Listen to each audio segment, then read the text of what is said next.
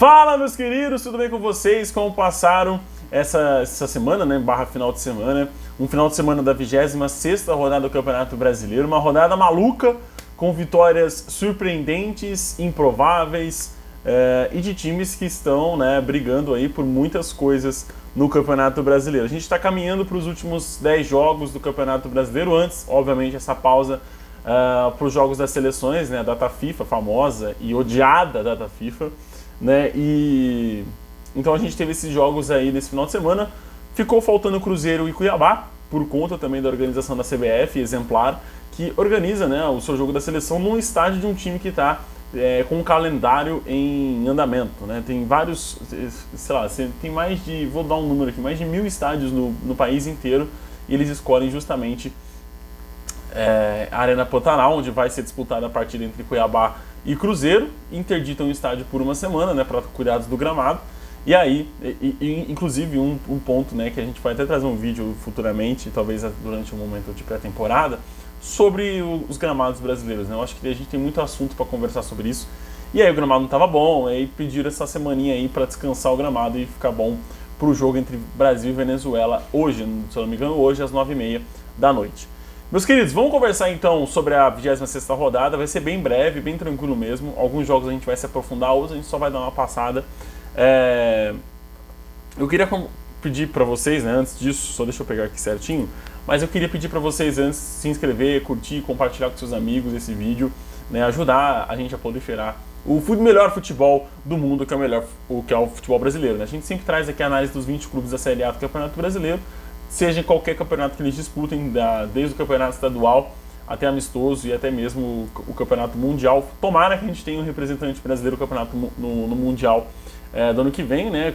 Temos o Fluminense com essa possibilidade, mas aí se o Fluminense não for, a gente não tem análise do mundial. Talvez só um comentáriozinho. Mas enfim, meus queridos, vamos começar então com Goiás e Bahia, o jogaço, né, que abriu, e eu já falei, essa rodada vai ser especial.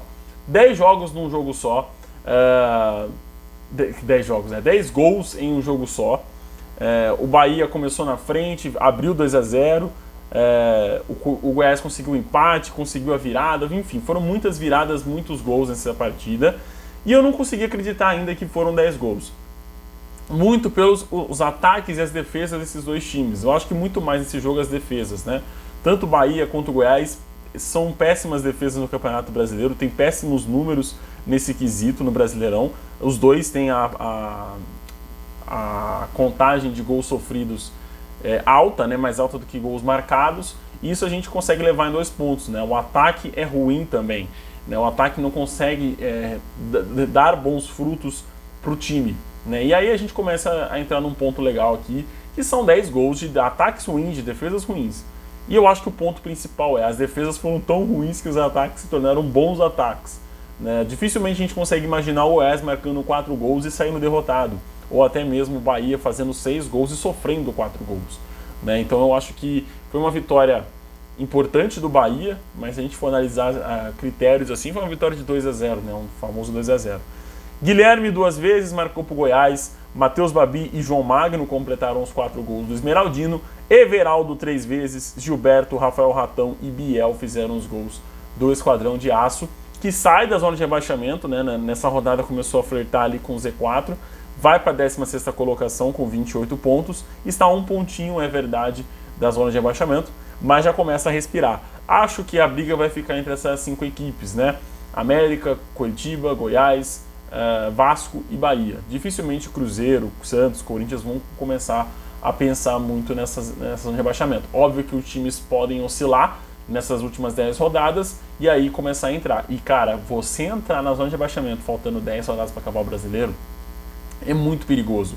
Então Corinthians, Santos, Cruzeiro, que estão ali mais próximos, até mesmo Internacional, mas eu acho que o Inter, por ter sido eliminado, vai começar a focar mais no Brasileirão, tem que começar a ligar o sinalzinho de alerta para fugir dessa zona ingrata, né?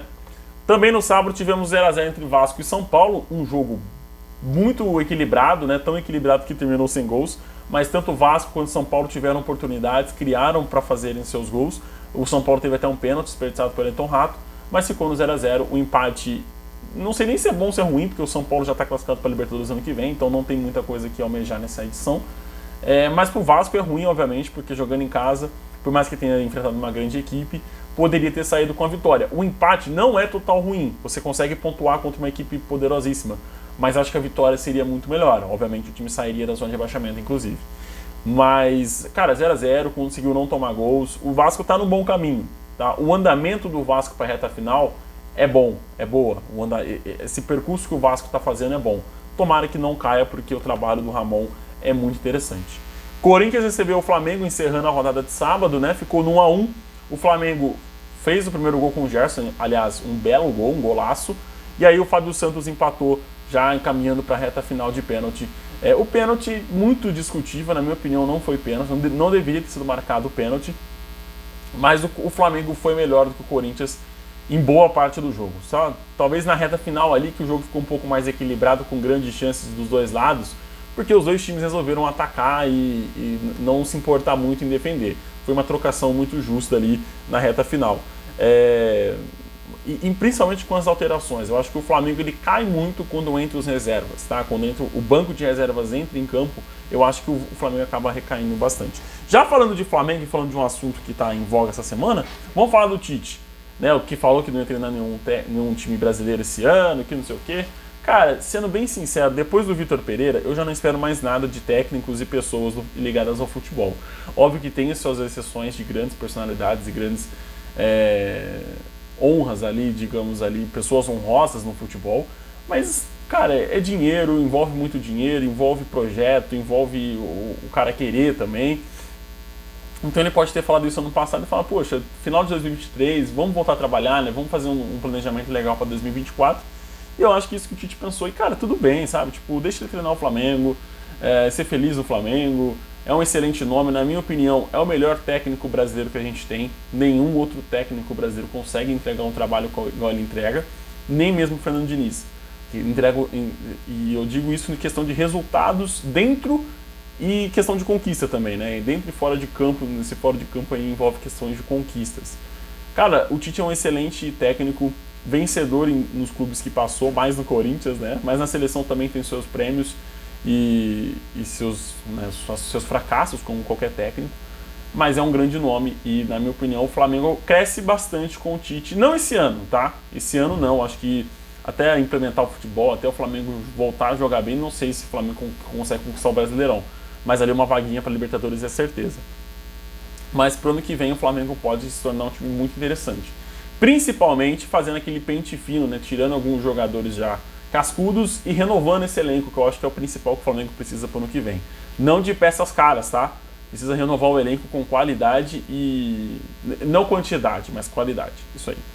No domingo tivemos grandes clássicos, né? O primeiro deles foi o Fluminense e Botafogo, onde o Botafogo conseguiu vencer por 2-0, se isolando ainda mais na parte de cima, né? Aumentando sua vantagem para os seus súditos nessa edição do Campeonato Brasileiro. Júnior Santos e Tiquinho Soares marcaram 2 gols express ali, aos 19 e aos 22. A dupla de ataque do Botafogo fez ali os 2 gols. Cara, um grande jogo do Botafogo, conseguiu anular o Fluminense, conseguiu controlar muito bem o seu rival dentro de campo, se isola ainda mais e cara, vamos combinar, falta 12 rodadas para acabar o Campeonato Brasileiro.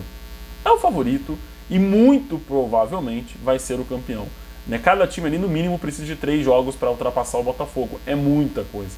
Se o Botafogo tivesse perdido o Fluminense, Bragantino, Palmeiras e Grêmio tivessem vencido, aí eu acho que a briga continuaria aberta.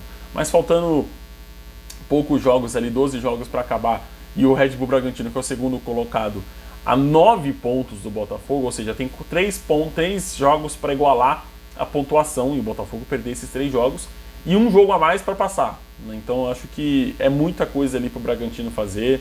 Isso eu nem envolvo o Grêmio e Palmeiras, que estão a 11 pontos do líder. Mas, cara, bom jogo do Botafogo. O Fluminense foi anulado, não jogou tão bem, talvez ainda de ressaca pela comemoração para a classificação para a final da Libertadores. E o foco do Fluminense tem que ser outro mesmo, tem que ser no dia 4 de novembro, né, que é o jogo da Libertadores. Outro clássico também foi Palmeiras e Santos, onde o Palmeiras foi derrotado na Arena Barueri por 2-1, né, gols de virada para o Santos. O Palmeiras sai na frente com o Zé Rafael no final do primeiro tempo. O Santos, nos acréscimos do primeiro tempo, consegue um empate com o Rincon numa sobra de escanteio. E o Marcos Leonardo faz o 2-1, vira o jogo pro Santástico já na reta final do jogo. Cara, um bom jogo do Santos, de maneira muito honesta, né? Jogou de maneira muito honesta. Não foi um jogo espetacular, mas foi um bom jogo. O Santos conseguiu jogar, se defender no seu limite e atacar muito bem o Palmeiras. O ataque do Santos era muito rápido, conseguia se desenvolver e evoluir o seu sistema de jogo de maneira muito rápida, né? E o Palmeiras não conseguiu criar tanto no segundo tempo. No primeiro tempo do Palmeiras foi um primeiro tempo espetacular, de criação, de movimentação, de chances criadas. E o segundo tempo o Palmeiras sentiu, cansou. Eram jovens, obviamente, e o Palmeiras acabou sentindo. Apesar do gol ter sido de um meio-campista, com o cruzamento de um meio-campista, o meio de campo do Palmeiras foi muito abaixo. Abaixo num nível assim, completamente nulo. E aí eu falo de Rafael Veiga, Zé Rafael e Gabriel Menino. O Zé Rafael, obviamente, é um cara de marcação, mas falhando em diversos momentos na própria marcação. E Gabriel Menino e Veiga completamente distantes do restante do time.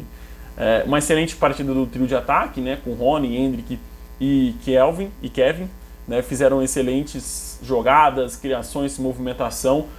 Muito interessante esse ataque. Uma alternativa, obviamente, ao Dudu, que não vai poder ficar com a equipe até o meio do ano que vem. Então, acho que assim, o caminho para o Palmeiras até o final do Campeonato Brasileiro, se tratando da reta final, é mesmo brigar pelo G4 ali, por talvez um G6. Acho que o G4 é mais provável até, mas o time anda mal das pernas. Precisa recobrar ali a confiança e engatar uma sequência boa de vitórias. Enfrenta o Galo na próxima rodada, que é muito complicado, e o Galo está em ascensão, apesar da derrota, né, para o Coritiba, a gente vai falar sobre isso. Mas, cara, um jogo honesto do Santos e um jogo de muitos altos e baixos do Palmeiras. Tá? Eu acho que o time mais equilibrado venceu esse jogo. Mais um clássico, né? Todos os clássicos às 4 horas da tarde. Parabéns para quem fez essa agenda. O Inter venceu por 3-2 a equipe do Grêmio. O Inter fez um jogo muito bom, um jogo um jogo excelente do Internacional até os 60 minutos do segundo tempo. O Inter fez 2-0, abriu uma vantagem, estava amassando o Grêmio, jogando para cima, envolvendo o adversário. E aí a gente entra na reta final do jogo, que é o grande adversário do Inter nessa temporada. O Inter entra na reta final e simplesmente apaga a chama do Inter. Talvez seja pelas alterações, talvez seja pelo cansaço. Eu acredito mais no cansaço do Internacional, mas o Inter consegue uma excelente vitória no Clássico, obviamente, mas com 2-0, né, gol de Ener Valencia e Wanderson. O Inter simplesmente abaixa o seu ritmo e deixa o Grêmio crescer na partida. Se não fosse o gol e um belo gol do Alan Patrick na reta final, o Grêmio conseguiria ter empatado e talvez até mesmo a virada, dependendo do emocional desse time do Internacional, que também é outro fator que conta demais, né? O time, quando sofre empates ali na reta final, sente demais e acaba até tomando a virada, como foi o caso do Fluminense na semifinal. Mas João Pedro e Luis Soares conseguiram fazer os 2 gols do Grêmio, e o Alan Patrick, como eu falei, fez o 3-2 e deu essa vitória pro Colorado. Excelente vitória, aliás, do Inter, né, para recobrar a confiança, né? O time precisava dessa vitória no Campeonato Brasileiro. Também no domingo tivemos o duelo, como eu falei, Atlético e Coritiba na Arena MRV, e um jogo histórico, né? Foi a primeira derrota do Galo na sua nova casa, né, no seu novo estádio. 2-1 pro Coritiba de virada. O Hulk faz o primeiro gol e aí Matheus Bianchi e Slimani fizeram o 2-1 pro Coxa Branca. Foi um jogo, como eu falei, né? Essa rodada tem jogos surpreendentes, né? Desde os 6-4 do Bahia até a vitória do Santos, até a vitória do Internacional, até a vitória do próprio Coritiba. E aí a gente tem até um jogo, se eu não me engano,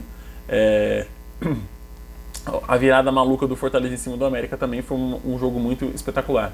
Foi uma rodada especial, principalmente por essa vitória do lanterna do campeonato contra o Atlético, que vinha muito bem em casa. O Atlético, obviamente, com muitas dificuldades de criação, não é um time que tem ali peças para essa função, né? Eu acho que isso até é um planejamento que a equipe tem que encontrar para o ano que vem, encontrar peças que auxiliam a criação do time, né? De ligar o meio de campo, de ligar a defesa com seus 2 excelentes atacantes, né? Com o Hulk e Paulinho.